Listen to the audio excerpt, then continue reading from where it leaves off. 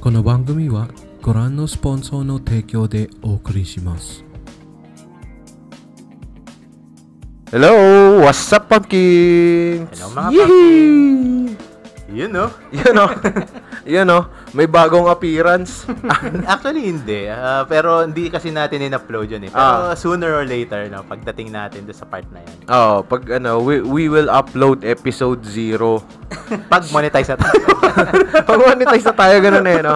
Hindi, actually, pumpkins, may episode 0 ang dito Tea Time kasi we were still parang testing out yung bagong billing equipment noon.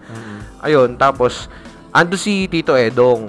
After nung filming ng episode 0 na yon, nawala na siya. Ngayon na lang ulit bumalik. Ayan, nga pala, hello mga pumpkins. You're watching Tito Tea Time, ang pinakamagandang podcast na pakinggan habang nag-uurong ng plato. At gumagamit ng CR. Oo. Ako nga pala ulit si Tito Check, and with me are Tito Rapi, Tito Edong, and Tito Pao. Yun, bucha. Sa 101 subscribers namin, maraming salamat sa inyo. Happy 101 subscribers. Wee! 20 years mamonetize na tayo. I mean, kasi one way. Tumas 2 years. One way para magkaroon kagad tayo ng mga subs is magpakita ng cleavage. Tito Check. Kailangan ba? Hindi, tsaka hindi naman monetization yung goal natin. Pero, isa na rin to doon sa mga ginagawa natin. Magandang bagay siya. Para makapag-research tayo ng mas maraming bagay. Meron, ginagawa din natin itong parang time capsule as a thing para yes, kuwari, babalikan lang natin yung nakaraan, yung mga ganyan. Parang hobby lang din para sa amin ng pagpa-podcast. Kumbaga parang video diary. Yes. Oo, habi sa atin ang pagpapalala. Naki-agree ka agad. Easy lang tayo. Parang Parang hindi ko nasa Quizbee kasi ako mamaya. Parang, info overload. Name something. Alam ko ito. Hindi, parang lang tayo. Parang nag-uusap lang din tayo. Pero inaalis lang natin yung mga bagay na makakapagpa-demonetize or makakapag-ban sa atin sa platform na to. Yes. Diba? Common Tito topics pero hindi natin pinapasok yun sa podcast. Ayun, so yun nga pala, this morning parang nagkayayaan, di ba? Jogging, napakagaling. Tapos napunta recording, 5:05 ngayon, so merong affair sa Marikina Sports Center.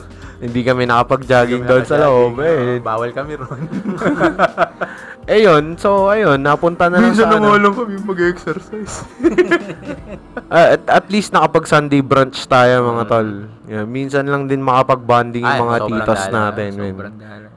Ayun, yun nga, habang papunta doon, na-topic yung topic ng anime.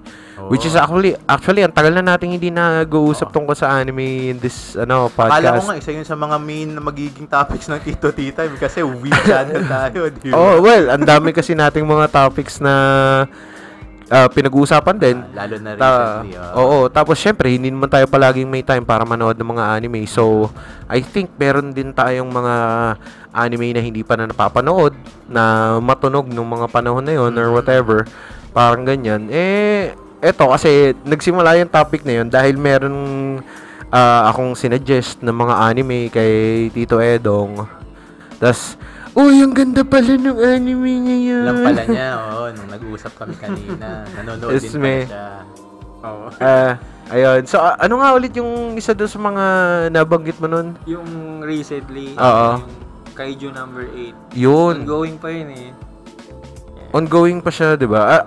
As of this recording, parang nakaka 5 episodes pa lang yata. Okay. Yun, so 5 weeks pa lang siya, bale, no? Weekly ba siya? Nasa setup pa lang din ng nasa setup pa lang din ng story and hindi pa gaano kabilis yung parang progression ng anime na yun. Pero ang ganda kasi nung concept eh. Oo, sobra. Oo. Actually ako, nakikita ko siya na na dinidisplay kasi nag-subscribe ako sa Muse Philippines. So andun siya, lumalabas siya every week.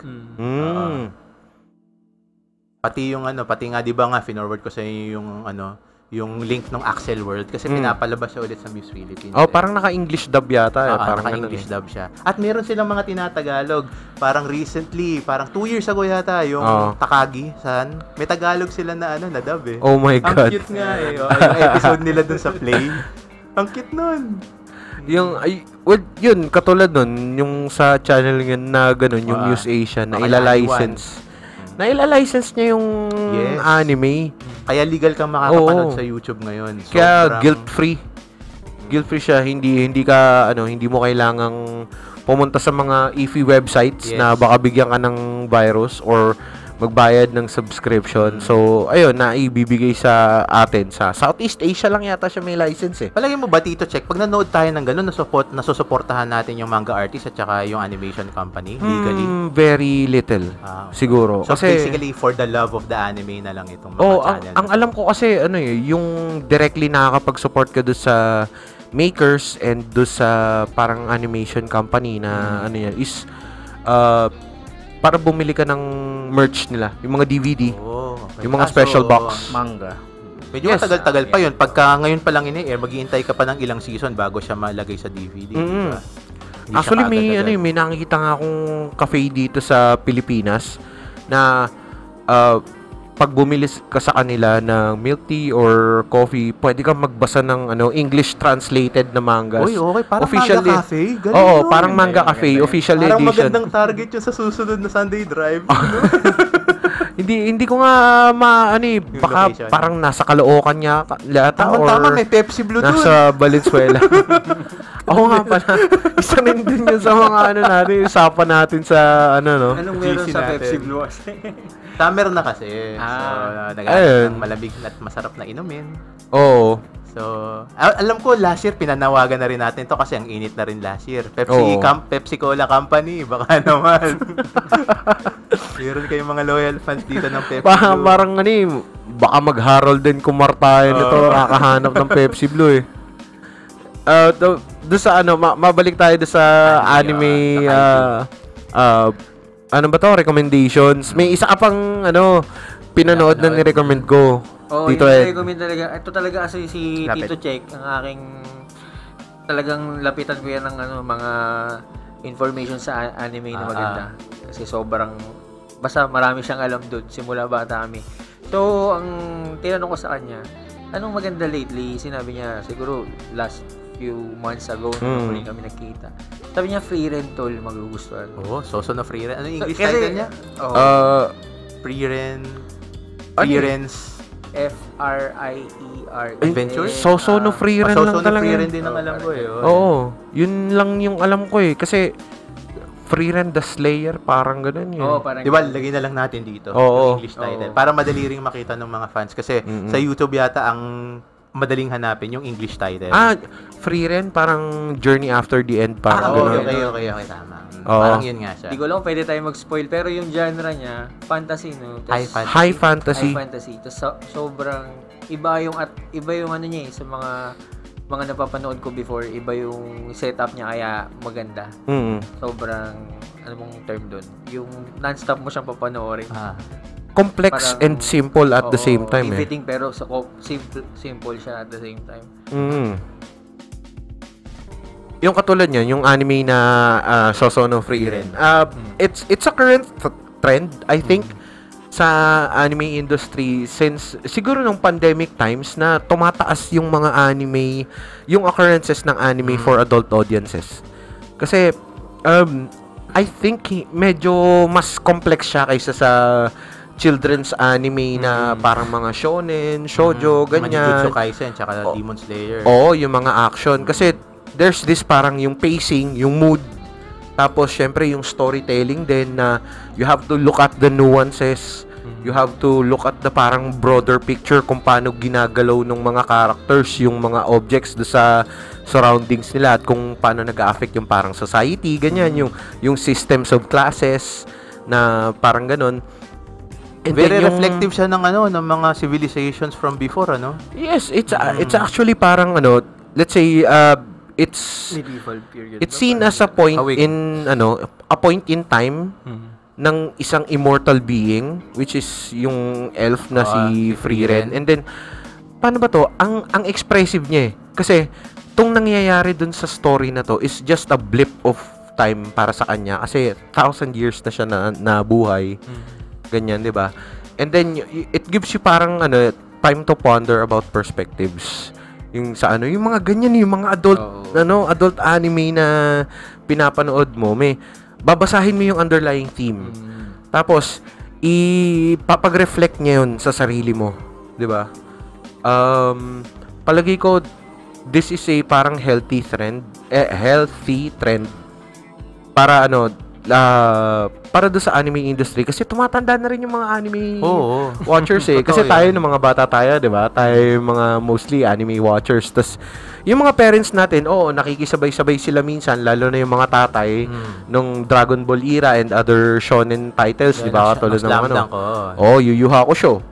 Ganon din. Fighter, Oo. Tapos, paano ba to? Currently, there's also this rise ng parang mga feel-good animes. Yung mga anime na hindi high risk. Di ba? Hindi sila episodal. Hindi rin sila episodal. Pero meron silang, thematic thing.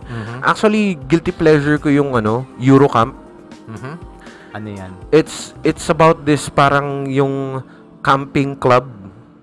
So, may club sila sa school, mga babae to. Tapos, pumupunta sila sa kung saan campsite.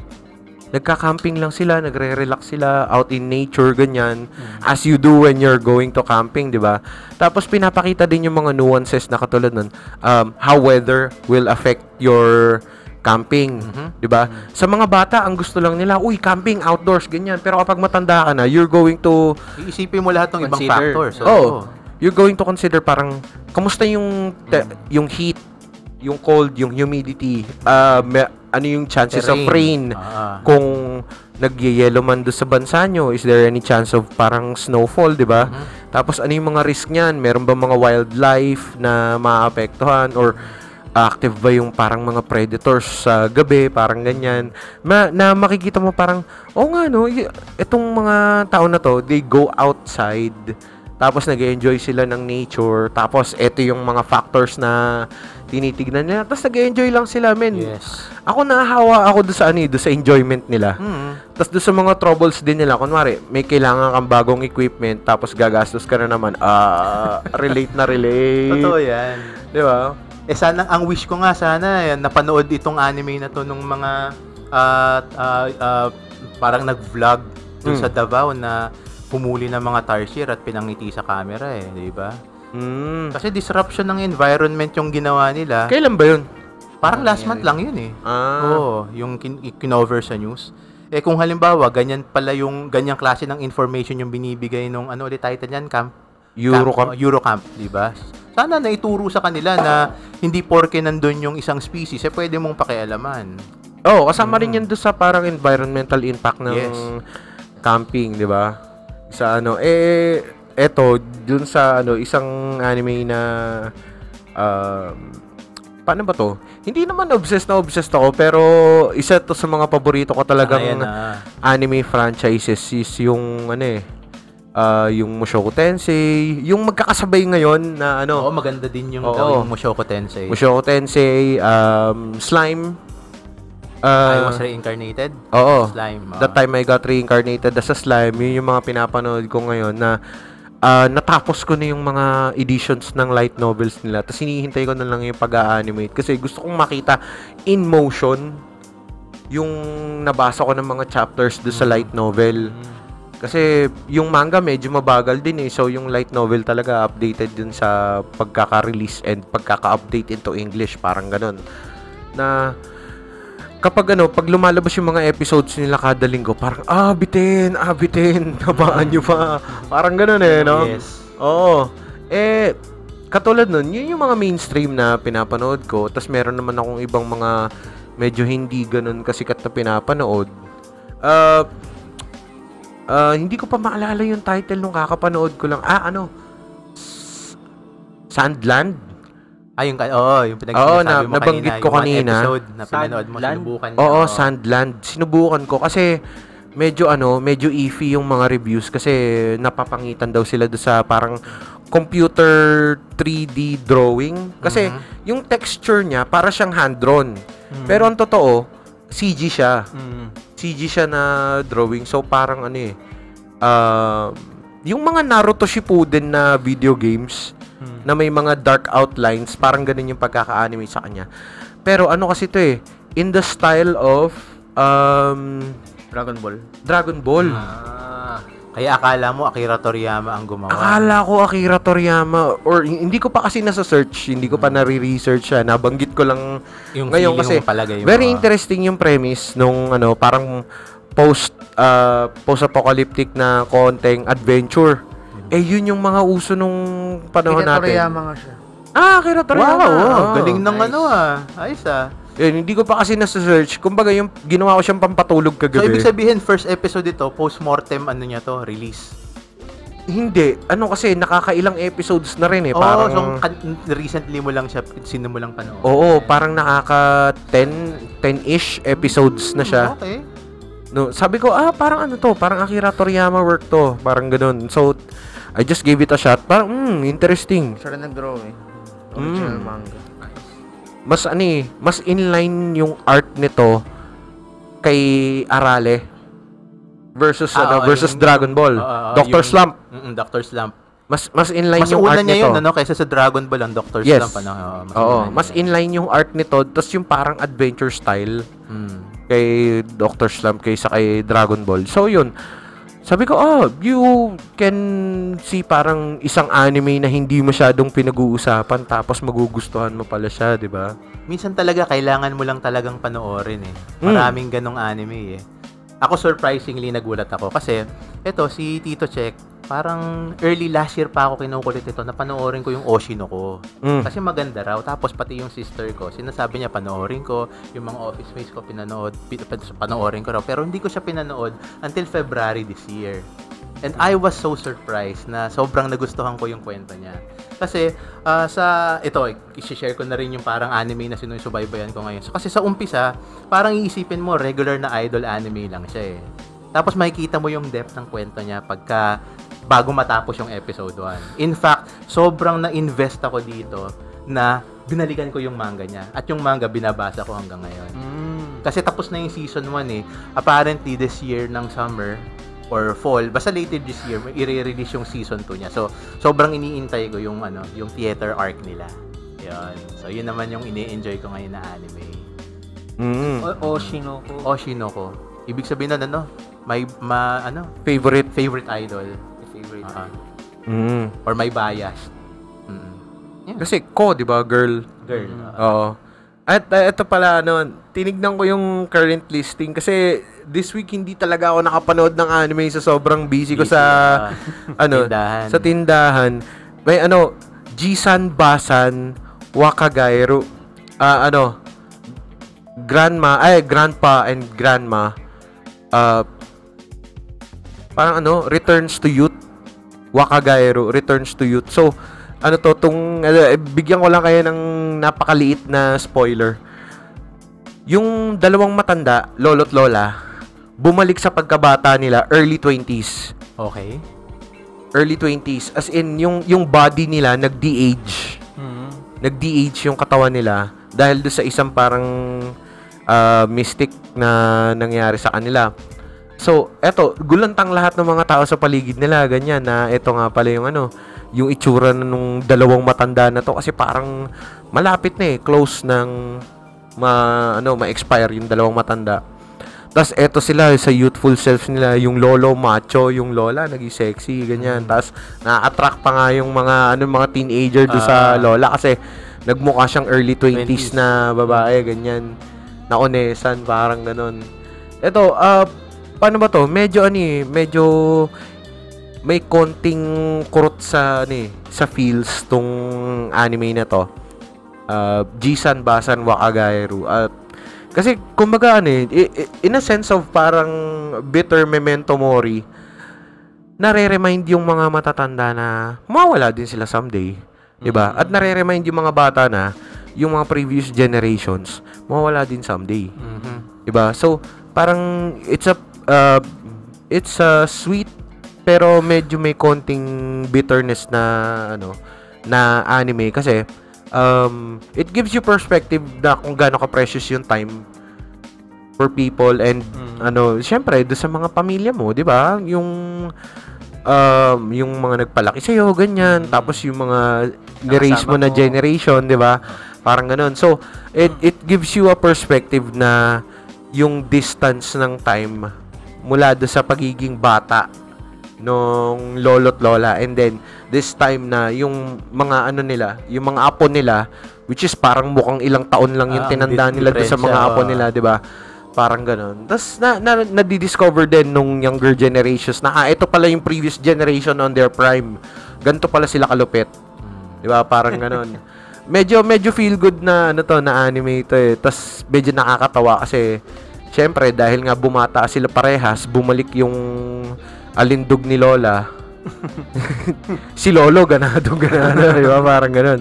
Yun yung parang part lang na medyo adult joke. Pero otherwise, it's a very parang wholesome anime. Highly recommended. Parang second chances at life siya. Oo nga pala. Kaya tapat ako magsalita eh. Kaya mo na yan. Hindi. Kasi isa to sa mga sobrang hype na anime. Ito naman, Disney Plus lang available sa atin. Yes, 4 yes. episodes pa lang. 5 mamaya. Sa Disney Plus ito. Mamaya, actually, Episode ma-update siya, magre-release ng episode 5. Sunday kasi ngayon eh. And it's just getting good, pare. Ang ganda-ganda nitong anime na to. Sobrang hype ako dito sa sa hinayupak na anime na to. Kasi, nung unang episodes, frustrate ako dyan, men. It's Go Loser Ranger. Without spoiling, anong genre? Anong Yung kasi first episode, okay lang. Hindi, Go Loser Ranger. Yung Japanese title would be Sentai Daishikoku. Parang Sentai Great Failures, translate nila into Go Loser Ranger. So, yung Western theme song nung niya eh, nung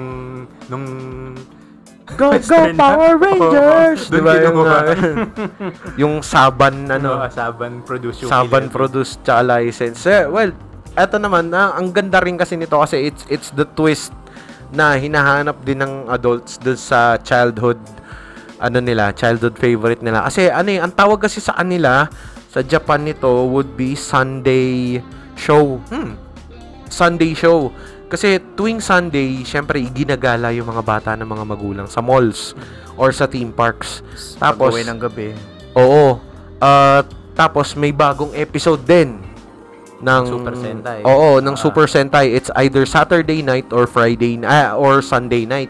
Yung bagong episode ng Super Sentai. So, etong mga bata, nakikita nila yung parang live performance ng Super Sentai on stage sa mall sa Sunday. So, parang lumalaban sila. Tapos may mga smoke din to kapag full prod, full production talaga. Tapos, yung merch nila, yung pinupush nito, syempre. Kasi every year nagkakaroon ng concert yun. Kinakanta yung mga full. Di ba kasi pag sa series, 1 minute lang yung kanta, di ba? Ganun siya ending song, di ba? Syempre, pag doon, full na. 3 minutes to 5 minutes per song. Kaya every year, humahaba yung concert eh. Kasi tumatagdag ng series eh. Every year eh. Nakakailang Sentai series na ba ngayon? 48. Di ba? Uy, malapit na yung 50th. Dinaig pa yung Eras Tour, pare. Kaya hinihintay ko na yung 5th Dino Team eh.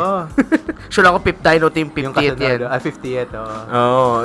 Kasi pag ito, ginawa mong concert, daig mo pa Eras Tour, pare. 5 hours. We are now entering Heisei period. Kasi tatlong periods yan. Heisei, Showa, Heisei, Heisei, Reiwa. Di ba? Yung pa yan, kailan ba yan nagsimula? 10 years na Reiwa. 80s? Ay, di pala 10 years, sorry. Kung 50 years na ngayon. Hindi, siya kasi. 70... May skip sila lang 1 year eh. Okay. Merong isang year wala sa economic pinalabas. bubble ba? Parang ganun, no? So technically, yung 50th team sa 51st year siya lalo. Showa era yata nagkaroon ng gap eh. Showa talaga. Hindi. Una-una. Ano ba yung una-una? Showa. Hindi, Heisei. After ng war. Showa ba muna bago Heisei? Oo. Okay, Showa. So yun. Basta after the first team, nagkaroon ng 1 year gap. Yun alam niyo yung show, natatawa ako pagka tinatranslate yan sa English, yung mga talkies nila sa Japanese. Ang sobrang kasi, sobrang TNL yung translation yun sa Japanese, yung mga dialogue nila. Oo. Pag may babaeng magtatanong doon sa Showa Hero, sasabihin ng babae, kumain ka na ba? Sasabihin ng Showa Hero, maraming kasamaan sa mundo. Ganun siya sasagot. Sobrang off-topic talaga para lang maipakita yung machismo niya. Sobrang edgy. Kasi sa Sentai noon, yung first series, Oo. yung Go Ranger, Oo. 70 something episodes. Mhm. Siyempre, parang Nagpasa ng isang taon, parang na burnout medyo yun eh. Tapos 1 year, parang kulang yung the rest of the year no, nagpahinga. Kasi sa isang taon, 52 weeks, diba? 76, 1.5 year na yun, Parang, tol. oo, Ang dami yeah. nun. Kaya parang after nun, the rest of the year, tinapos lang nila. Tapos in the next season, bagong season. Oh. Tapos parang doon na nagkaroon ng per year na nagbabago ng team series na. Kasi nakikita nila yung cycle ng merch eh. Nakikita nila yung cycle ng merch. Kuwari, itong mga bata ngayong taon na to, tuwan-tuwa sila sa mga parang dinosaurs. Tapos next year, puro mga high-tech naman yung di ba? Kasi nga, naman eh. Kaya lumalabas na ngayon parang between 44 to 50 lang sagad. Kasi may mga spring break, Christmas, New Year, di ba? May mga ganun eh. So, ayan, matuto kayo mga pumpkin, ha? Hindi Power Ranger, Super Sentai. Super Sentai.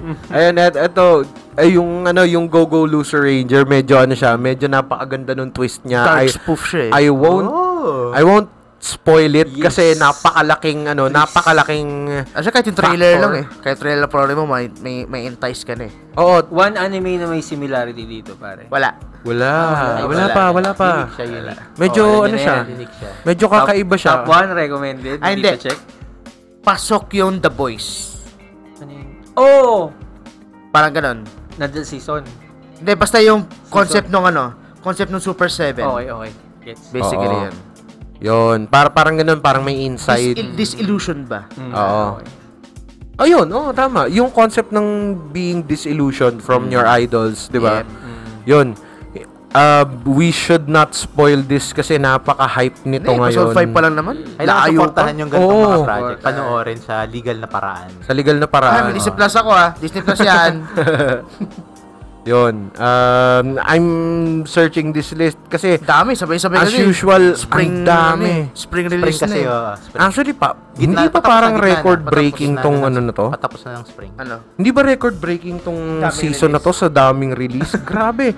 Sobrang Maaari. daming release. Nagkaroon pa parang ng filler yung My Hero bago lumabas yung bagong season eh. Oo. Mga flashback. My Hero Academia Academia. Memories. Memories. natuloy. Memory yan. Oo. So parang Patapos na yun eh. Parang last 2 arcs na lang yun eh. backstory. Mga lang, flashback lang. Oo, flashback lang. Ang next arc na sa di ba?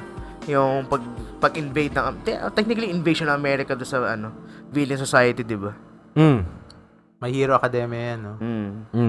Maganda yun, inaabangan ko na yun yung America number 1 hero. Oo, babae. Si Kailan to? Summer to o autumn this year? Wonder Woman. Ngayon na. Ayun na. Basically ngayon May. Marami talagang release ng spring. Marami talaga. Basically si All Might, Japan number 1 tsaka world number 1 siya, di ba? Oo. Si All Might. Ayan, yun. America number 1 si Gal Gadot. Sa top 10 siya. Hindi, grabe. Ang laki talagang... Laki tao din eh. 6 something yun. Kasi laki ni All Might nga. Oo, yun. So, na-excite ako doon sa labas ng laban nila. May, teka lang ha. Na-spoil ako sa manga dun eh. Bad trip na. Pero Okay, here's another parang adult anime. Bartender. Kami no Glass. Nakita ko rin yun. Actually, sinubukan ko siya. And it took me parang 3 episodes para magustuhan siya. To fully, Slow Oo. burn siya eh. Slow pace pala.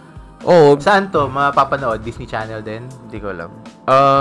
where can you watch this? It's in Crunchyroll lang. Okay. Ano para ng niya? Ang English? Glass of God. Bartender, Glass of God. So, translate lang din talaga. Ito maganda sa Ito maganda sa may anime list eh. Pinoprovide kung saan mo lang siya So, Crunchyroll lang talaga. Akala ko available siya sa others ko na katulad ng parang Bilibili ganun sa So, it's an adult anime tungkol sa bartender. 'Yun. Tapos may mga ales yung mga tao na pumupunta sa kanya.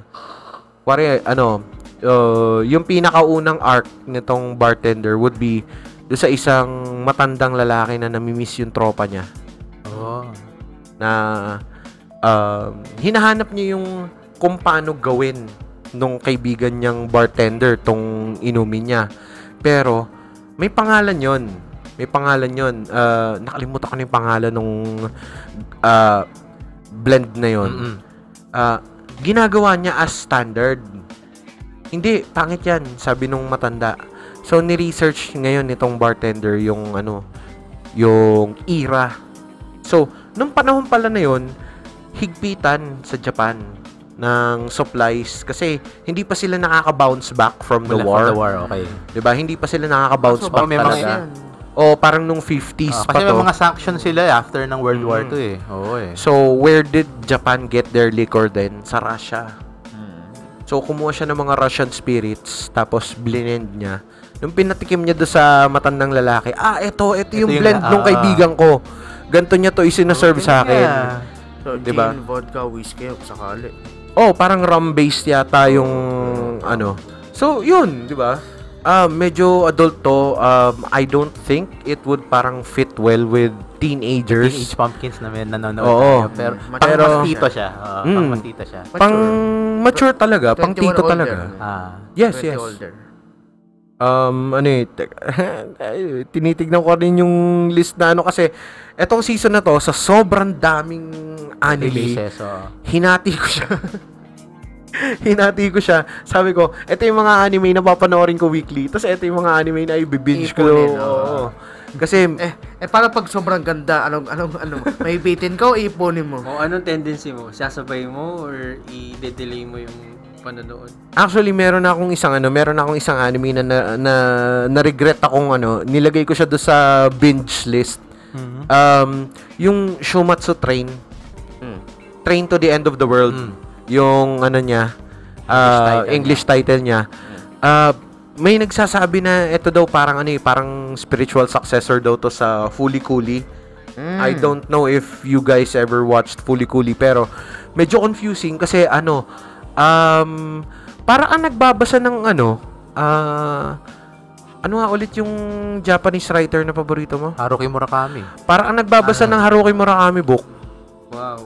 Na anime Ganun ito. yung estilo niya. Medyo surreal siya at times siguro hindi mo maiintindihan yung Hawig din siguro yung Oo. storytelling do sa anime. Oo, kasi ang ginawa ko nitong season na to, I watched every first episode. Tapos gumawa ko ng list. Ito yung mga hype na gusto kong ngayon na.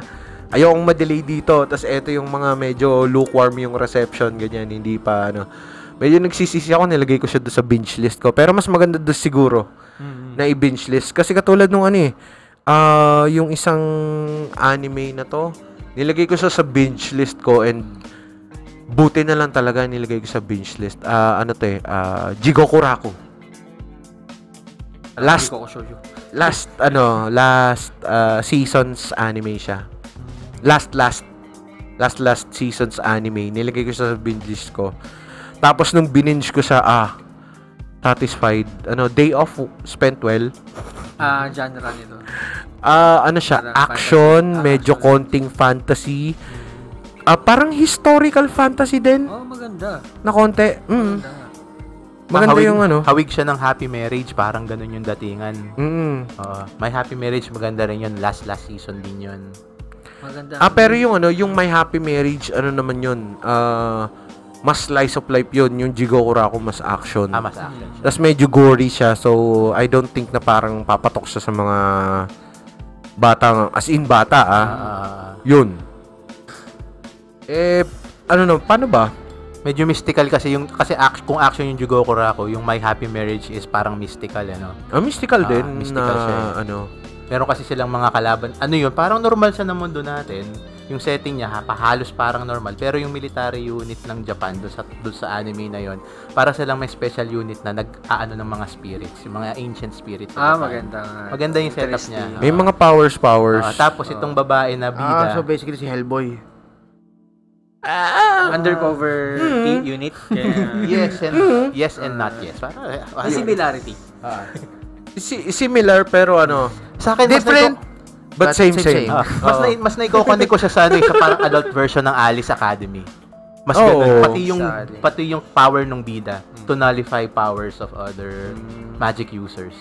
Quote-unquote. Interesting. Pero hindi siya flashy. Hindi siya flashy. Okay. Hindi So, siya pwede mo flashy. gawing assassin yun. May mga kutsilyo lang hawak niya. Pinag-aagawan siya ng mga magic families dun sa kwento. Kasi parang yung mga magic families lang din yung makakaano yun. At sobrang konti kasi nung lahi nila, parang konti lang silang may taglay ng ganong kapangyarihan. Parang mga Ackerman, no? Siguro. sa Attack on Titan. Parang mga Yeah. Ackerman. Attack on Titan. Mga sila-ulo. Sila-ulo mga tao. Kaya nga.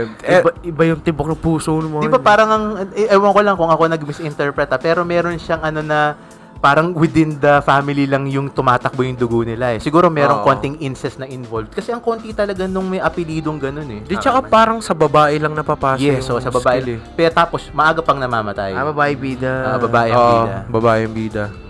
Yung ganong style ng anime, I think, ano nga ulit yung tawag doon? Yung sa higher shoujo? Josei. Josei. Palagay ko, I can be a Josei fan din eh. Ako yung din, mga ako Josei din, na writings. Kasi, Parang Dynasty yun, Josei Dynasty. Jos. Ginawa mo namang Korean.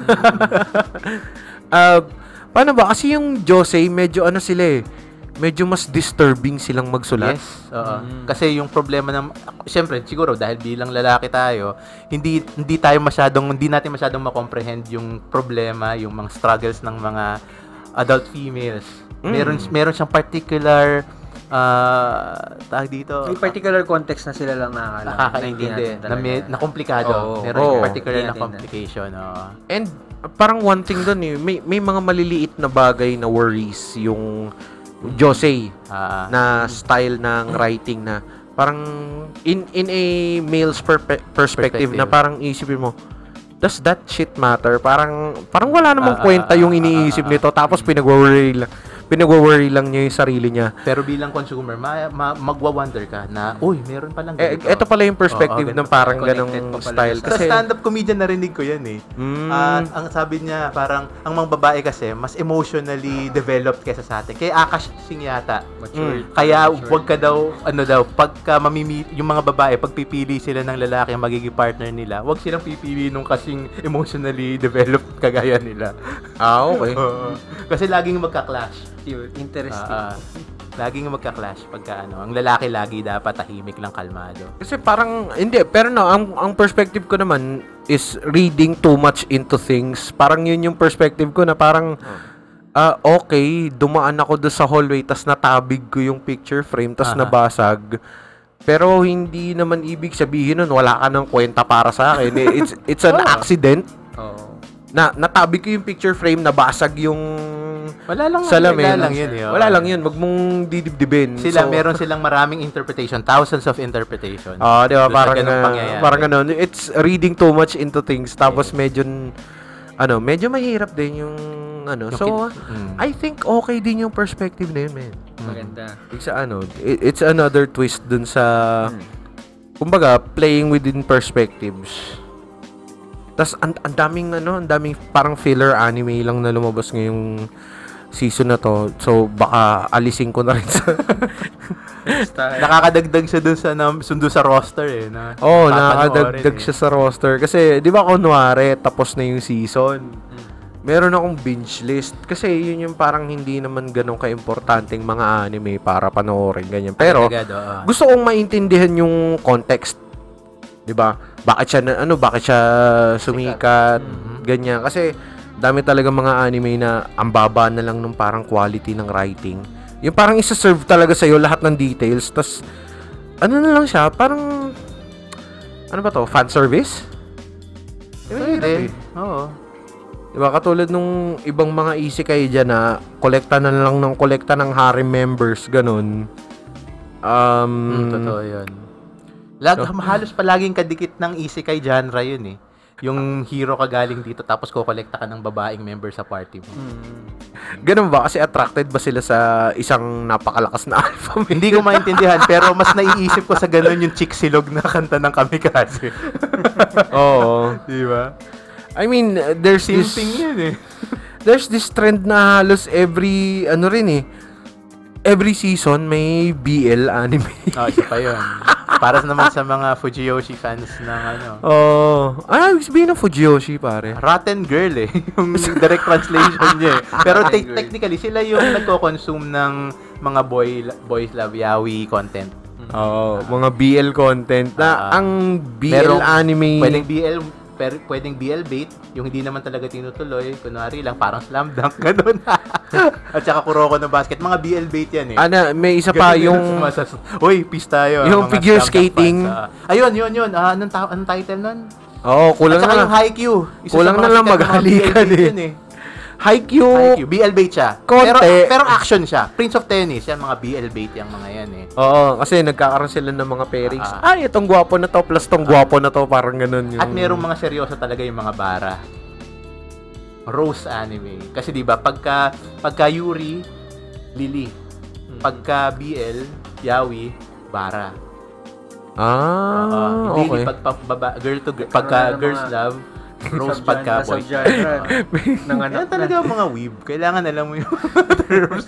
Kaya nga eh. Pero umiiwas na ako dyan, puchen. ang hirap panoorin ng mga ganyan. Alam mo sinubukan Hindi ko ko. alam kung counted yung akin yung entry ko. Hindi siya recent. Sige lang. Love, Death, Anime. and Robots. I'm sure napalo na Love, Death, and Robots. Alam mo pare, Love, Death, and Robots, nahirapan akong tapusin. Kasi, Sige lang. kumbaga, parang kang nagbabasa ng iba't ibang, hindi mo alam yung mangyayari. Kasi every episode, iba-iba siya ng concept. And ang alam ko, hindi ko alam kung mali ako, pero ang pagkakagets Okay ko lang. sa Kanya-kanyang animation interpretation yan. is Sige, collaboration siya ng mga artists. I'm not sure kung around the world. So, para siyang showcase na ito yung mga collection for. Tsaka different writing technologies din eh. Ang galing. So, para siyang composite na merong anime, speculative fiction na pinalabas, merong hardcore na sci-fi, merong sobrang visually appealing na maulol ka na lang na isang episode na hanggang pinapanaginipan ko kasi syempre ako mahilig ako sa arts ma-visual akong tao. Minsan yung storyline sa akin kasi hindi masyado mabagal ako minsan ganun. So gusto ko yung visual appeal niya sa akin. So maganda siya para sa akin. Ano title ulit? Love, Death, and Robots. Love, Death, and Maganda. Robots. Okay. Parang buhay ng mga mecha. Ano kasi siya, paano ba? Mecha fans. Episodic, tapos hindi related yung... Episodic siya pero walang relation yung bawat episode. Kasi iba't ibang stories eh. Kaya maganda. Iba't ibang stories and iba't ibang creators. Don't look at it as... Technically, para siyang anthology, no? Yes, ganun yung datingan ganun. niya. Parang ganun, don't look at it as parang isang series. Tignan mo siya na kada installation or episode is a different movie in its own. Para para medyo mahiwalay mo yung expectations mo. So, ganun siya magandang panoorin. I went in, parang nag-expect ako na related lahat to, parang...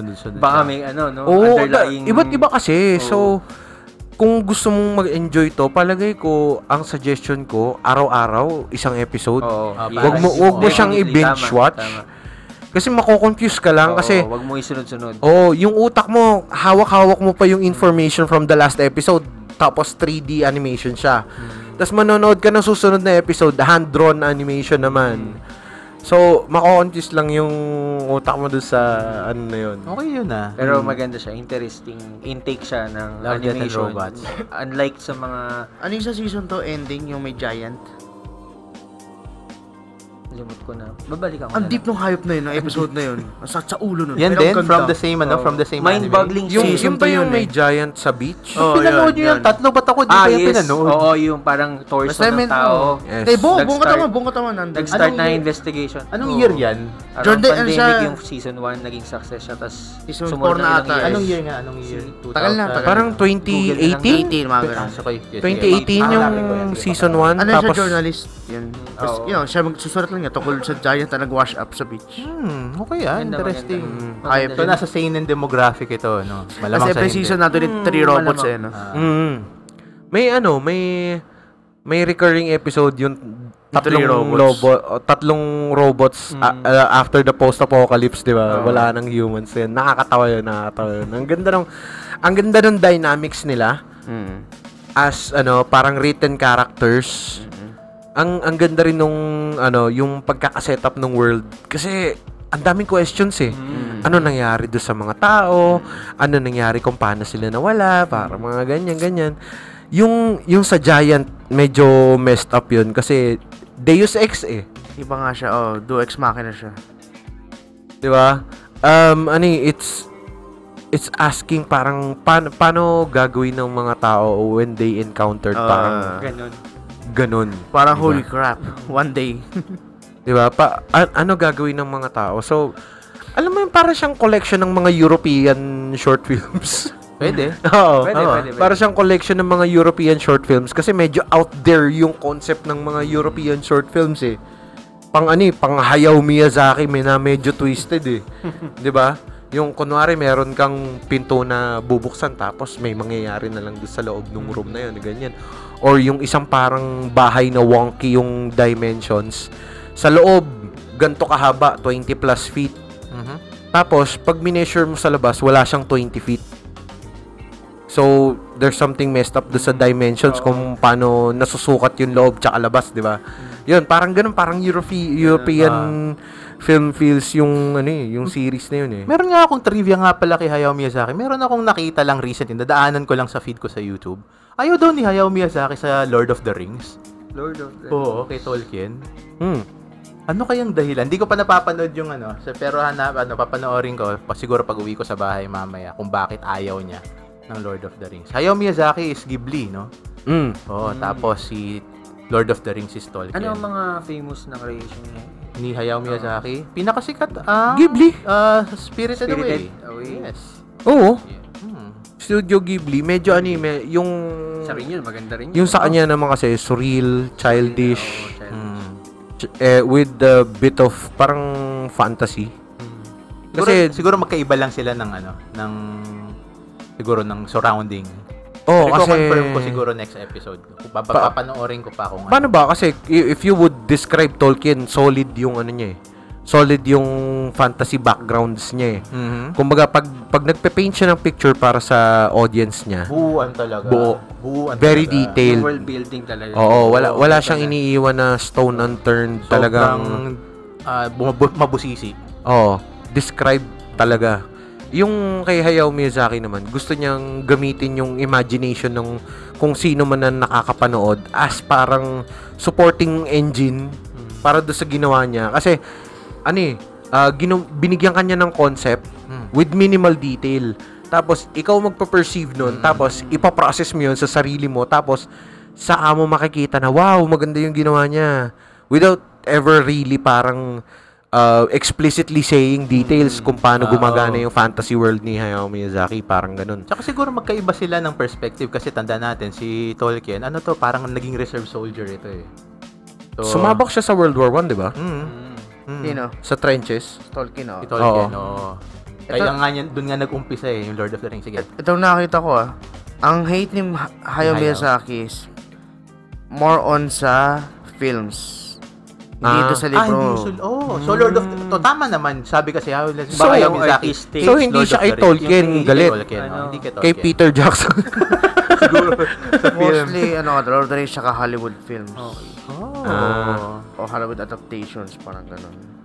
Well, you can say that kasi after 80s and early 90s, tumigil nang gumawa yung Hollywood ng mga original ideas I agree. Kasi, paano ba? So, pwede sigurong pro-original tong si Hayao Miyazaki, no?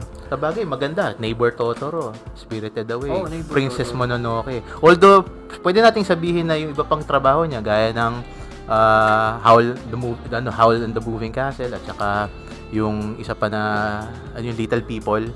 Yung base yun sa libro eh. Ano ulit yan? The Borrowers? Base sa Borrowers, pero alam ko iba title nun eh. Parang pangalan ng babae. Anyway. Actually, meron din kasing Hollywood na movie na ganun. Adaptation nun. Yung, ano ba to? Magical World of Arrietty? Ayun, Arrietty. Yun. Tapos, merong parang Hollywood version din ng The Borrowers. Maliliit din na mga tao yan, di ba? Kung naalala mo yung mga movie nung early 90s, pucha, ano ba yung mga movies nun? Honey, I Blew Up the Kid. Yung lumaki yung baby. May part 2 pa nga yun eh. Oo, di ba? Honey, I Shrunk the Kids pala yung isa pa. Honey, I Shrunk the Kids, di ba? Yung Shrunk na una. Shrunk yung nauna. Kasi bagong baby nga nila yun. Yung bagong baby yung blew up. Isa pa yung Baby's Day Out, tsaka Baby's Day Out 2 yata. Baby's Day Out. Medyo ano rin yun, napaka-creative ng mga Kaya movie na gusto ko gano'n, isang diba? meme na nakita ko eh. Stop remaking good Hollywood movies. Just remake bad ones that had potential. Yun na nga. Kuwari, yung kulang sa technology nung panahon nila. Ganon. Yung nag-push sa kanila na mas maging creative eh. Kung kailan meron ng technology para gumawa mo ng mas magandang movie. Actually, hindi ko pa nga, yung, current remake na itong last couple of weeks lang matunog, yung Mad Max. Siya remake, Series siya. Sequel siya. Continuation siya nung story na, Ano tawag dun? Prequel pala, sorry. Prequel to Mad Max? Prequel dito. Prequel, Okay. oo. Kasi di ba Alam mo, post-apocalyptic isa pang ang Mad Max, dystopian future na gusto kong makitaan ng ganun, it's either Dread o Judge Dredd. Waterworld. Saan tayo yung Judge Na Dredd? movie. Oo, yung Waterworld ni, sino nga ulit yung artist Si Cosme. na yun? Yung si Kevin Cosme. Kevin! Si Kevin Cosme. Yun. Kevin Costner. Yun yung mga magandang gawan ng parang mga series ngayon. Actually, baliw na baliw ako doon sa Fallout na na series. Tuwan-tuwa talaga ako nung lumabas yun kasi maganda yung pagkaka-flesh out ng world ganyan. Tapos medyo creative. Actually, kung hindi nauso yung mga streaming services na yun, hindi mo gi-greenlight yung ibang medyo outrageous na palabas eh. Kasi they're trying to make parang a splash, yung impact. Hindi naman ano ba to? Shock and awe. Kumbaga, pero lasting impact na magpapakita na, uy, itong series pala na to, maganda yung pagkakagawa nila. And maganda yung casting, hindi siya masyadong politically loaded with wokeness, ganyan. Pero politically by studios. Oo. Kaya medyo mixed ako doon sa Rings of Power ng Amazon eh. Okay. Pero kasi Amazon din yung Fallout. Oo. Kaya kinukutuban ko lang kay Papa Henry Cavill eh. Yung Warhammer niya eh. Papa Henry Cavill. Si He's Papa the ultimate hot nerd, bitch. Nerd talaga siya eh. Warhammer 40K, medyo magkakaroon ng dyan, ng... Lahat naman may divisive na. Oo, opinion talaga. ng divide dyan. Kaso nga lang, may, Pero passion niya yun eh. Kaya may may slogan yung Warhammer 40K, di ba? Everything is canon. For the Emperor. Di ba? Yun yung laro, tabletop game siya, no? Tabletop game siya. Kaya di na natuloy yung Netflix na Witcher.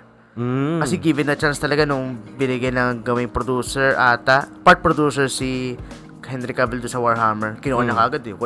Walang look back sa Witcher eh.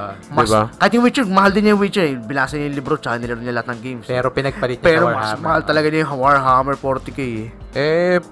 Binigyan siya ng magandang role doon eh, no? Piling ko nga pag tumagal, pag binigyan din siya ng producer sa Warcraft movies para ma-revive yung mga yan, kukunin din niya yun. Mas mahal din niya yun. Maganda din yun, yung Warcraft. Naiisip ko yun. Naglaro din tayo nun. Ito ba yung Dota? Oo. Basihan ng Dota. Basihan ng Dota. Basehan ng Dota. Actually, yung yung Warcraft na movie, Okay lang sa akin yun. okay siya. Solid 6 out of 10. Okay siya. I mean, kunwari, linggo, tapos, may hawak-hawak ang bowl ng popcorn. Wala kang lang. ibang, Maganda siya. Ang ganda naalala ko nun pag naglalaro tayo ng Dota. Binabasa ko yung description ng mga hero eh. Meron silang lore eh. May Bawat story isa sa lang. kanila, di ba?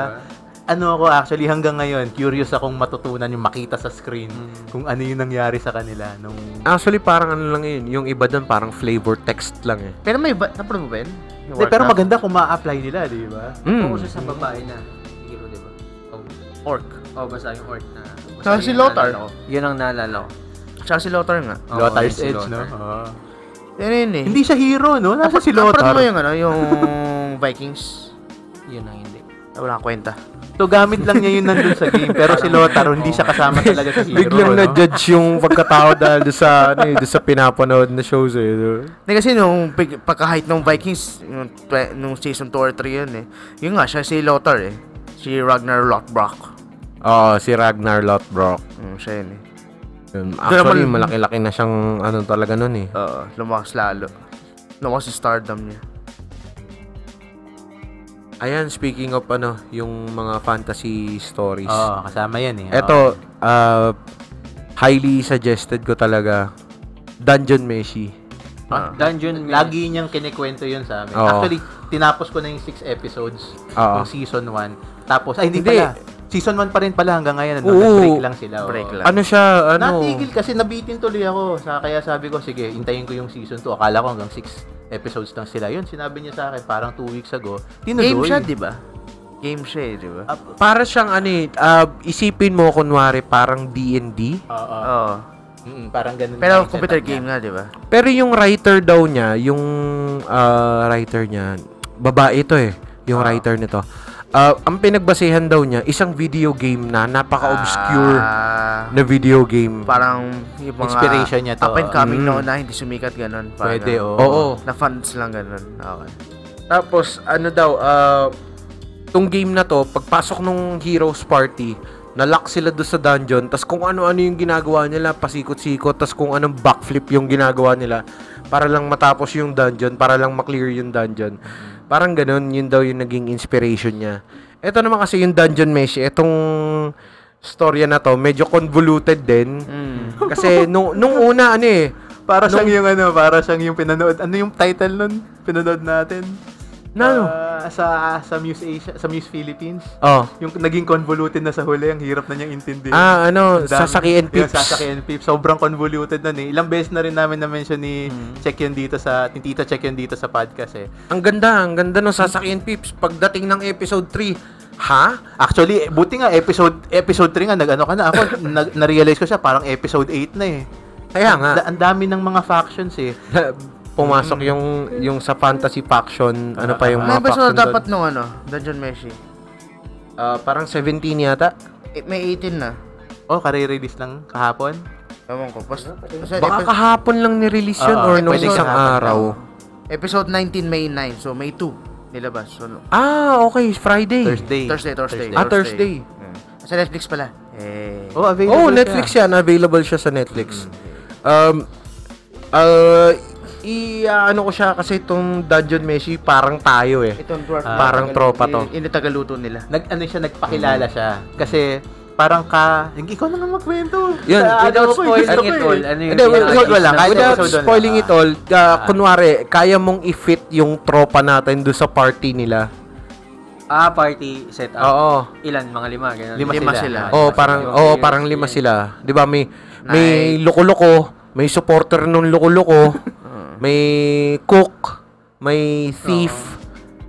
Yung cook, supporter din nung loko-loko 'yon. Yung thief nila, cynical sa lahat ng bagay. Yung mage nila, non-believer sa lahat ng bagay. In church eh. Yun yung babae, di ba? Yun yung babae. Yung priest. Yung priestess, yung healer nila. Yung priest, yung priest yung nawala doon sa party nila. Siya yung naging, plot device. Yun. Para mag-push through yung plot. Kwento, oo. Kasi ito medyo, paano ba to? Medyo convoluted. Maganda. Medyo convoluted siya in a way na kailangan mong magmadali. Kasi pag hindi, di ba? Kasi pag hindi, may masamang mangyayari. Hindi ko na masabi. Pero, going along the way, syempre, napapagod ka. Wala kayong masyadong dalang supplies.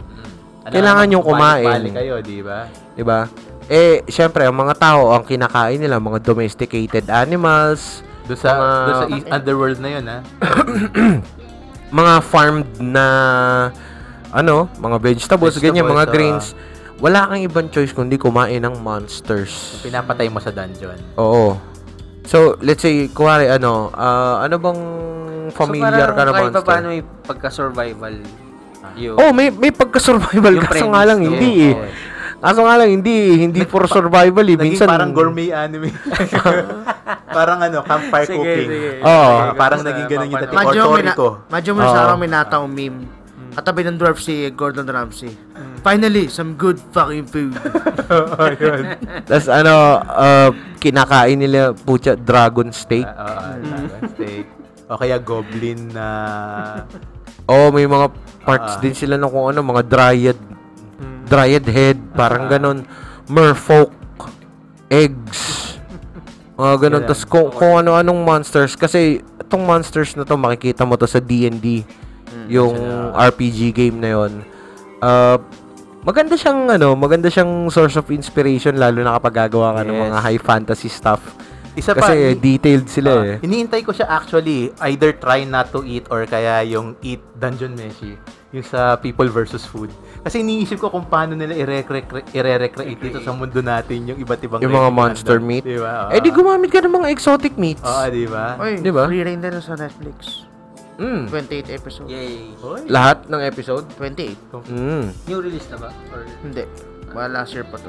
kailan yung next release? Hindi, sa Pilipinas kasi libre mo namang mapapanood sa YouTube dahil sa Muse Asia. Muse Asia Anyone. Doon yung mga sources ng mga magagandang current anime. Kaya talaga. Pwede lang, halimbawa kung talagang trip mo lang manood, mag-touch and go ka lang doon kahit okay naman siya. Meron kang matataypan at matataypan sigurado. Yung may-ari nung channel Muse Asia, grabe. Hari ng mga weebs. Nagpo-provide siya ng libreng anime para sa daan-daang libong mga weebs. Ng libre sa YouTube pucha. Nakikita ba sila pagka ganun? May ads parang, may ads yun, kaso nga lang parang second hand na kasi yung gano'n na na nakukuha nila I mean, gano'n na lang yung ads tol, pucha. Pare, makakapanood ako ng latest na anime tas English sub pa. Sige, papanoorin mo ako ng 30-second advertisement. Wala sa akin yun. Basta Hindi ko libre. skip yung advertisements nila. At least hindi yun yung parang 5 minutes na 5 minutes na commercial tapos 2 minutes na Yun natitira Jessica Soho. Parang pag nanonood ka ng Jessica Soho, 5 minutes yung commercial tapos 2 minuto lang yung kwento Sa Philippine TV, sobrang tagana ng anime. Biro mo, parang i-air siya sa umaga ng Sabado. Siyempre, mga bata no? Tulog pa yun. I-air niya ng 20 minutes. Tapos ang commercial, 10, 12 minutes, 8 minutes lang ng anime yung mapapanood mo. Sobrang Kaya palagay ko for the weebs out there, mga pumpkin, wala. Ang best talaga na avenue natin ay Netflix kung meron kayong subscription. Kung wala, YouTube. Yun talaga. Ay, meron pala akong i-suggest sa'yo, tol. Yes. No. The Danger in My Heart. Para sa'yo, Tito Pau. Depends sa akin yan. The Danger in My Heart. Boku no Kokoro no Yabayatsu. The Danger in Mars. So, parang siya? Parang Si Jody Santa Maria Babita. Takagi-san. Okay to. Panoorin ko yan. Ano? Teasing Master Takagi-san. Isa rin yun sa mga recent na pero tagal na nun. Tagal na nung huling season. Parang may 3 years ago na. Hindi kasi parang parang buo na yung nila parang buo na yung storya nila It's either parang 1 season or 1 movie away na lang makukumpleto na yung storya talaga nila. Pero maganda to, yung Boku no Kokoro no Yabayatsu.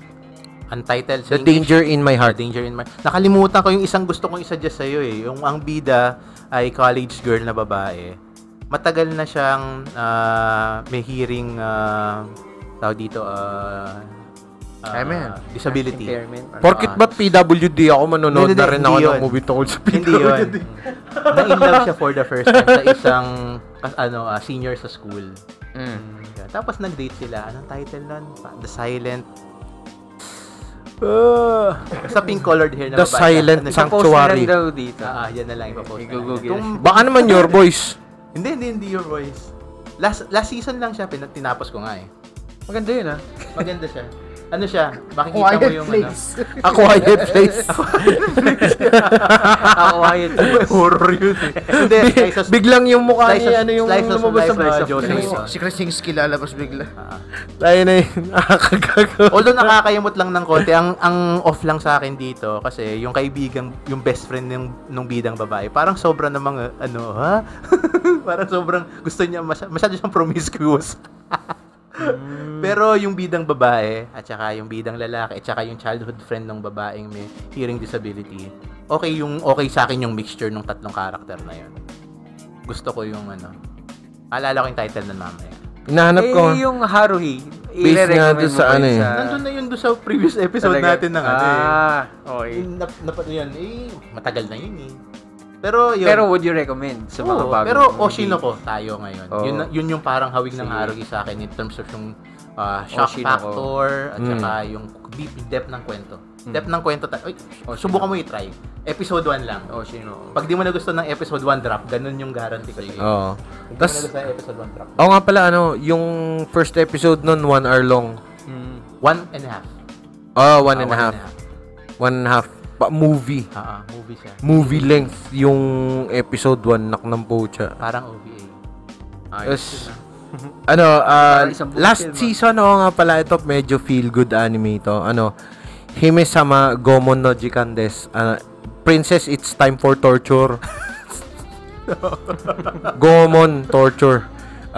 Hime-sama Gomon no Jikan desu. So, gourmet anime to. It's time for torture, so ibig sabihin masama magluto. Gourmet comedy. Okay. Gourmet comedy. I won't spoil much, pero ito, nahuli yung princess ng Demon Army. Tapos tino-torture siya para sa information tungkol do sa parang human armies, ganyan. Tapos yun, puro shenanigans yung ginagawa nila na matatawa ka na lang din. Oo. I mean, kung kunwari pagod ka na sa tas ihiga ka na lang habang nanonood ka ng Light. Papatulog ka. Papatulog ka. Pag inaanto ka na, pikit ka na lang kasi kahit anong mangyari, hindi naman importante yung story. Ang importante, matawa ka. Kasi matatawa ka talaga doon sa ibang pinagagawa nila dito. Tapos medyo may pagka-feel good din siya na anime. I mean, minsan na lang tayo makapag-usap tungkol sa anime, Ito yung ito yung weeb group ng Tito Tea Time.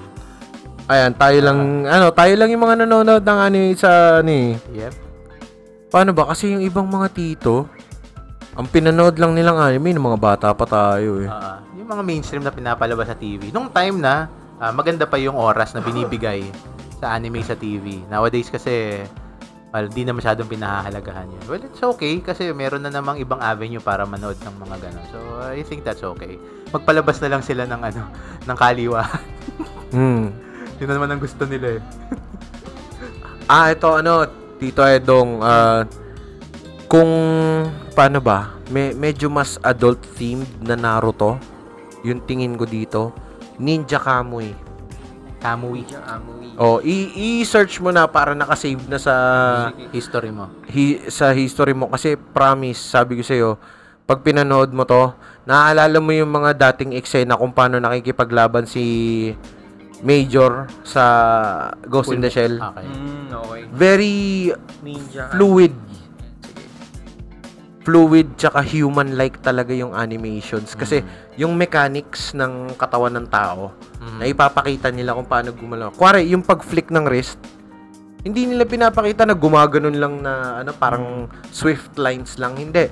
Na ipapakita nila kung paano nagro-rotate yung wrist. Na hindi talaga siya nagro-rotate, kundi nagbe-bend ka lang in certain angles.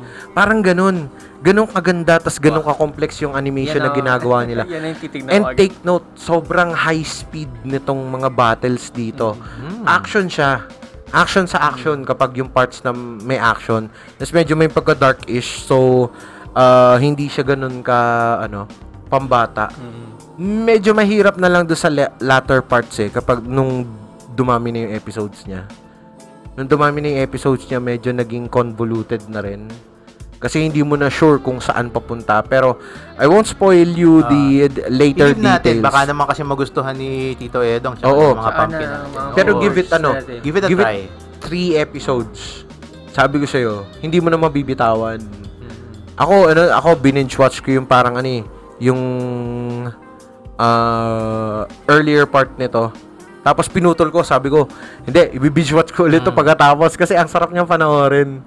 Hindi ko siya hindi ko siya i-weekly kasi sobrang nakakabitin pag weekly ko siya para akong Kailangan, para siyang Ninja Kamui. Kamui. Maganda yung animation. Save na, sir.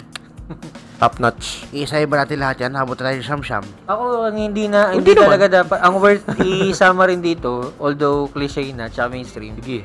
Jujutsu Kaisen. Oo. Oo. Nihintay yun. Yung Oo. sa mga hindi pa napanood. Tapos na, di Para ba? sa akin Tapos na yung season 2, di ba? kung sa mga hindi Tapos pa na yung napanood, season 2. pwede pang humabol kasi mag-ongoing pa ata di ba? Nag-skip ng 2 years eh. Maganda. Oo. Pero ang bilis naman kasi masyado ng pacing eh. Oo. Bilis masyado ng pacing. I mean, kung sa papel mo siya itatranslate kasi, ilang pages yung, yung eksena na na yung,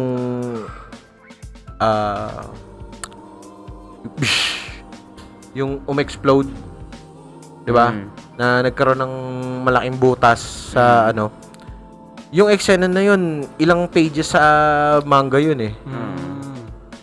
Tapos dinedescribe din kung paano yung yung destruction ganyan. Ang ganda ng art style. Talaga. Oo, sa manga. Maganda rin 'yun, no? Maganda rin yung art style sa anime pero parang sobrang bilis. Pakiramdam ko sobrang bilis. Parang nami-miss na parts na Huminga ka lang tapos, tapos na 'yun. Yun yung maganda sa manga eh. Kasi per page siya, meron kang time to ruminate. Oo. Ako hindi kasi manga reader pero ang feel sa akin ng Jujutsu okay. Talaga okay siya. Maganda. Ang Demon Slayer ata last 2 or 3 arcs na Kimetsu naman yan. Yes, na siya eh. Yung sa Hashira training. Training. Ito dadating na movie. Movie siya. Oo, movie siya. Ay, nilabas na pala Nilabas na Yan pala. yung big 3 ngayon, Kimetsu no Yaiba, Jujutsu Kaisen, tsaka yung My Hero Academia, Solo leveling. Lumabas naman. Solo leveling. Maganda rin. Sa May 12 pa. Yung release nung movie ng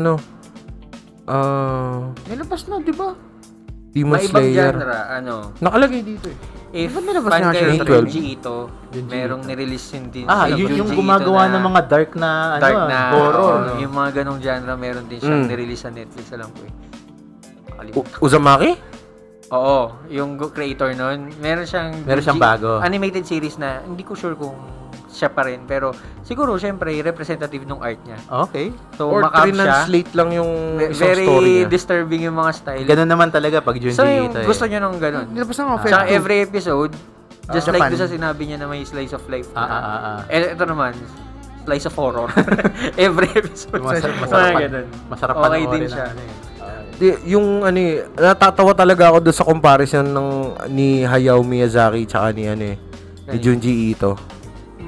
Kasi Kasi na-encounter yung ko art rin yan. ni Hayao Miyazaki very bright, very bubbly, very youthful. Tapos yung attitude niya, Baliktad, baliktad yung attitude ni Hayao eh. anime is Hindi shit. ko sila kasi, hindi ko ano yung Anime mga is shit. People ruined anime. I hate anime.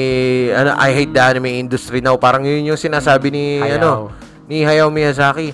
Tapos kita mo yung artwork ni Junji Ito, very disturbing, very distorted, morbid, gory, viscera yung mga pinapakita Tapos pagtingin mo kay Junji Ito, hi, hello, I love life. Hope you're having a good day. Parang gano'n. Isang Feeling ko- magandang testament yun na isa-separate mo yung art sa artist. Hindi, feeling ko, yun yung release niya, yung manga, kaya ubos na lahat ng evil sa katawan niya. Na-exorcise na. Lahat ng lahat ng kasamaan binubuhos niya sa pages nung dinodrawing niya. Tapos paglabas niya, hi, salamat. Worth mentioning din, yung kay Mia, ano pangalan niya? Hayao. Yung latest niya, naging The Boy and the Heron? Maganda rin. Hmm. Actually, it's completely maganda rin na build up ng world building niya. Kasi, Build up ng world building.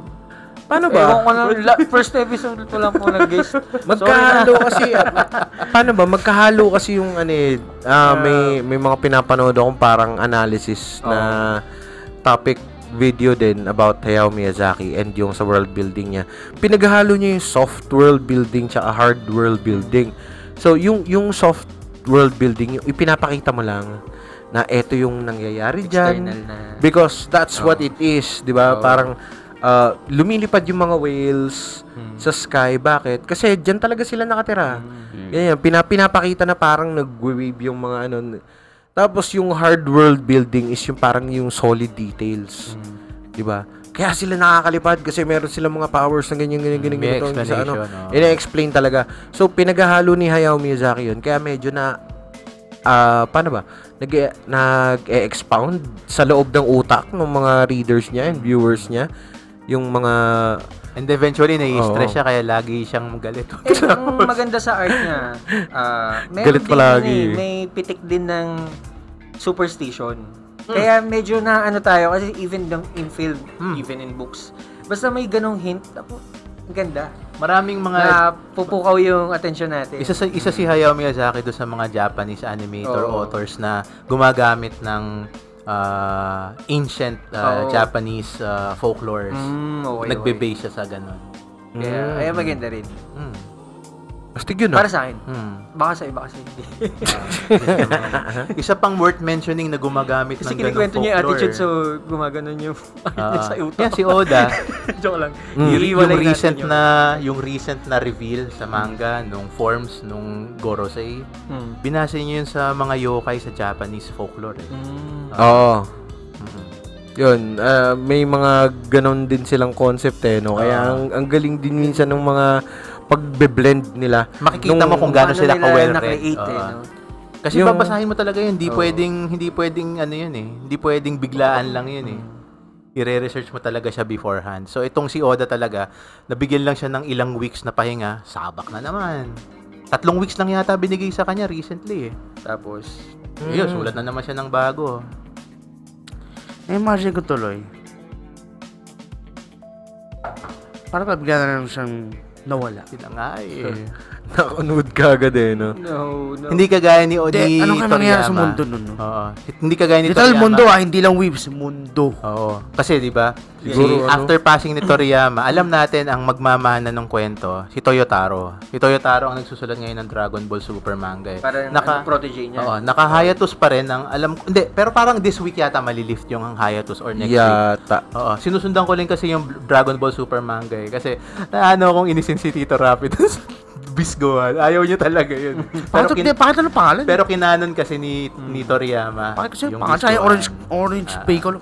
Orange. Kanya-kanya Hindi naman talaga ang- masyadong Sa pinag-iisipan yung tenga. pangalan nila. I mean, parang ibang flavor lang ng bazooka bubblegum. Parang ganun. Sa tenga, hindi siya ring a bell. Hindi kagaya, di ba, nung pinangalan yung Ultra Instinct, Ultra Ego, parang maganda yung tunog niya Pero ito masyadong plain. So, sana nag-isip sila ng mas magandang pangalan. At saka baka power scaling talaga sa Dragon Ball Baka may sasalo din do sa work ni Oda. Hopefully, meron May siyang... protege ba siya na? Kasi malamang sa malamang month-long yung morning. mentor niya. Ay, nung nagme-mentor. Kasi sa buong mundo, Yung isa lang ang nakakaalam ng ending ng One Piece Namatay pa. Napakagaling Yung parang kasi ng dying wish creator yata yan. nung Dying wish bata. ng isang batang may cancer. Napaka-unique nung ginawa niya kaya. What if nga ako nawala? Well, sana, hindi. Well, palagay ko hindi ako pinaprotektahan. makamove on nung natanggal, ay, hindi, diniscontinue ba? Or, ewan ko, sa anime yung Hunter x Hunter. Kasi syempre, pagkabata ko yun Tuloy pa rin. Actually, Tuloy pa tinutuloy siya. Itutuloy na ulit. Itutuloy. Pero sobrang tutuloy haba. Ganun siya 3 years, mga 3 years yung agwat kumbaga, meron kang hinihintay na matagal ka, ilang taong ka na hintay. Ganun mangyayari. Masterpiece Wala talaga si- yung Hunter x Hunter ni Togashi. Para sa akin. Napakahusay nung anime. Yun nga, parang nabasa ko recently, nung isang araw lang na si Togashi nag-continue na ulit ng pag-draw ng manga. Yes. Parang within the next couple of weeks, may ilalabas na ulit bagong chapter. Pero we have to wish him the best of health kasi nagsistruggle talaga siya doon sa department na yun. Yung creator ba ng mostly ng mga ganyan, sila rin ang nag-art or sila lang nagdi-direct? Or Ngayon hindi na. Hindi na. Isimula lang nila, basically, mga first few volumes sila, more or less, original creation talaga nila. Tapos meron na Visionary silang mga... sila, kumbaga, sila yung sa wish. Hindi, ano talaga, Pag hindi pa sikat yung manga. mas pinag-focus sila sa writing talaga para matapos yung kwento. At yung lenient yung kwento talaga. Katulad nun, kunwari, kapag si Oda, hindi siya nag-concentrate dun sa story, magiging super modeled na yan kasi etong mga malalakas na to versus that malalakas na group and another mas malakas and the pinakamalakas. Ano mo mangyayari dyan? Bleach. Ganun ba setup ng Bleach? Naging screwed up yung power scale after nung Quincy. After nung Quincy, hindi mo na alam na may malakas pala dito. Uy, may malakas pa. Tapos nung may lumabas na bagong malakas, tinapakan lang nila tong mga super mega ultra lakas. Aba, Kakaiba na yung power scaling, di ba? Palagi ko nakita nila to sa panahon ni Toriyama kasi si Toriyama lang din ang nagdo-drawing ng manga o lahat din siya ang nagtatrabaho. Siguro meron lang siyang mga assistants to draw backgrounds o kaya mga minor characters, pero siya talaga yung main manga artist ng Dragon Ball nung sumisikat pa lang siya siguro mid 90s hanggang early 2000s. So recently kagaya niyan si Aka Akasaki yung ganito yan, di ba? Alam mo yung tama, no? Tito Check, no? Ang author ng Kaguya-sama Love is War, si Aka Akasaki. Yata. So, ang Oshinoko, siya rin ang author. Okay? Pero, ang artist niya dito, si Mengo na. So, naghanap na siya ng... Parang sa Death Note. Kaya ganun kaganda kwento nun. Magkaiba ang artist at saka yung author eh. Ano ulit pangalan ng pen name nila doon sa Death Note? Hindi ko maalala. Limutan ko na rin eh. Sa Bakuman, yung sa Bakuman. Oo, yung sa Bakuman din hindi sila. Hindi ko maalala eh. Pero ganun sila. Si Mashiro at saka so si... meron mga pen names sila. Meron silang ginamit. Meron silang mga ginamit. Mga pen names kasi yun minsan. Pag ganyan. Para kasi hindi ma-invade yung private life nila. Kasi meron mga tao na personal silang kilala. Diba? Hirap yung hihingi ka ng pabor na, sir, kuya, dahil gagamitin yung closest, hihingin yung spoiler para doon sa kwento. Kaya, nila hihingi yun, ng merch. Hihingi ng libre. Ito, tinan mo lang siya magkaiba yung drama kay Goku sa movie tsaka anime version. Oo nga, Ibang artist kasi ginamit. Alam mo ba, Check, alam ko, Iba yung Tito style Check, ng mukha, mata, lahat. yung artist ng Oshinoko, siya yung nagdrawing ng may Dress Up Darling. Paano naman, kahit ano. Pero hindi magkamukha yung Hindi magkamukha. Hindi baka hindi baka dahil magkalayan. sa paano ba to, character design? At saka yung mismong takbo ng kwento, hindi kasi pang ganun siya. Okay. Yun, iniintay ko rin yun. Sabi nila late this year yung Dress Up Darling season 2 lalabas. Ang cool din nun. Ultra electromagnetic giga chad yung yung bida doon. Medyo marami na pumasok sa utak ko. Nasa isip ko lang, Oshinoko Ninja Kamui. Ano dahil ang... At saka yung Soso no Free Papanoorin ko mamaya. Yung free ring panoorin ng ganda. Hindi, tapos na nga niya. Tapos mo na? Okay nga pala. Maganda. In the works na yata, talks na of working on season 2 na kaagad ng Free Rent. And parang yung tentative na estimate, parang baka 2025. Parang happier siya, no? Galing nga, no? 28 episodes. Oo. Sinabi nito. Loser, Full Range? Go Loser Ranger. Go Loser Ranger. Sorry. Papanoorin ko yan. Nagme-mental note lang po. Kasi weekend po talaga. Pasensya na po. Ayun nga eh. Kasi di ba kapag gantong weekend, ang sarap mag-relax yung papaupo-upo lang tayo, ganyan. Tapos nanonood ng anime. Kwentuhan lang with friends. Okay yan sa akin eh. Maganda siyang parang outlet eh. Kasi di ba parang, lagi kang galit sa weekday. Tapos di ba lagi kang stress pagdating na, ay salamat. Pwede ko namang sigawan yung mga kaibigan ko. mga tropa mo naman yung sigawan mo. Parang ginagawa ko kaming channeling ng galit mo sa Ang hirap niya, men. Pero eto, di ba, yung dati ang ginagawa natin, kanya-kanya tayong hanap ng mga DVDs, ng mga bala, tapos dadali natin dito. Well, nakakalungkot yan dahil nga sa kakulangan ng outlet noon, nagre-resort tayo minsan sa piracy. Kasi walang paraan para makakuha tayo eh.